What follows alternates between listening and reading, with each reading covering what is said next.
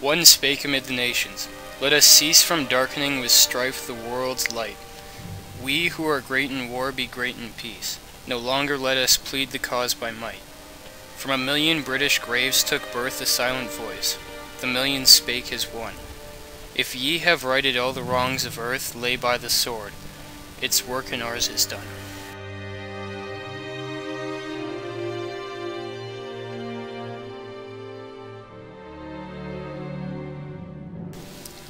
John Alexander McCrae was born in Guelph, Ontario, on November 30th, 1872.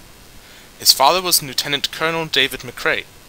McCrae came from a Scottish Presbyterian family and as a result had strong spiritual values and high principles. He joined the military at an early age, enlisting in the militia field battery commanded by his father. He attended the University of Toronto and received a Bachelor of Arts degree and later a Bachelor of Medicine degree. During his studies, he continued his work in the military as well as on his poetry.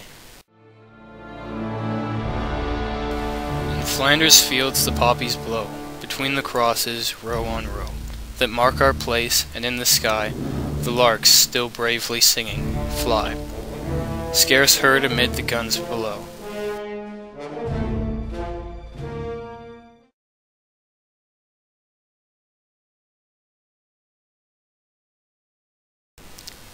In October 1899, the South African War began. He felt it was his duty to fight, so his request to command an artillery battery from his home was granted. However, finding this difficult, he sailed to Africa in December. Stunned by the poor treatment of sick or injured soldiers, he resigned from the military.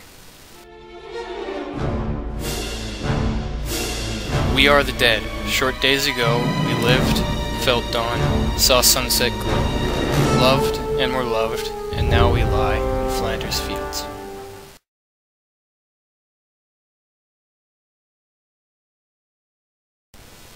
The years after the South African War were busy. McCrae became a highly decorated doctor and a renowned lecturer on medicine and infectious disease. Although immersed in his studies and work, McCrae loved adventures. One of his colleagues who would later fight with him in World War I remembers him. Although John worked hard at his university teaching and had his incredibly busy practice, the advantage of working in a university was that he could take time off. He holidayed at various times in England, France, and Europe. At times he worked his passage to Europe as ship's surgeon. He enjoyed ships in the sea. They were the compensations of a bachelor's life. McCrae continued his poetry and even began sketching, but his peaceful life was soon to end. The Great War was approaching. Take up our quarrel with the foe. To you from failing hands we throw the torch. Be yours to hold it high. If ye breaks faith with us who die, we shall not sleep, though poppies grow in Flanders Fields.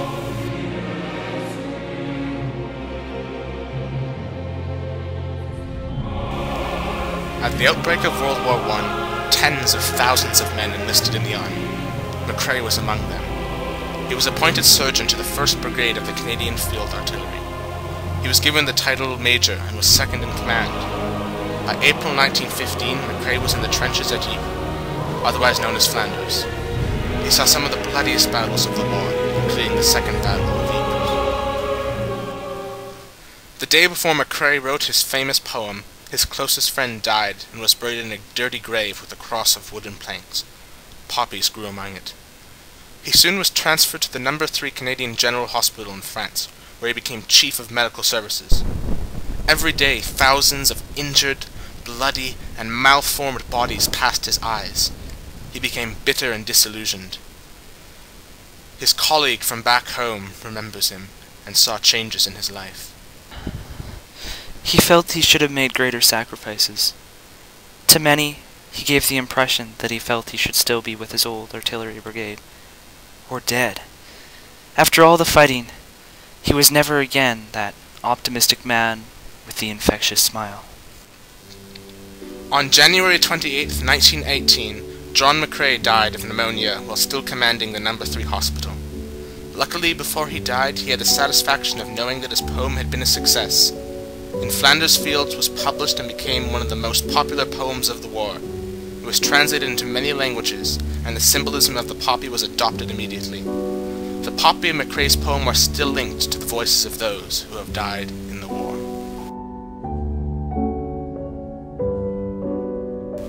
In Flanders Fields the poppies blow, between the crosses, row on row, that mark our place, and in the sky, the larks, still bravely singing, fly, scarce heard amid the guns below. We are the dead. Short days ago we lived, felt dawn, saw sunset glow, loved and were loved, and now we lie in Flanders Fields. Take up our quarrel with the foe. To you from failing hands we throw the torch. Be yours to hold it high. If ye breaks faith with us who die, we shall not sleep, though poppies grow in Flanders Fields.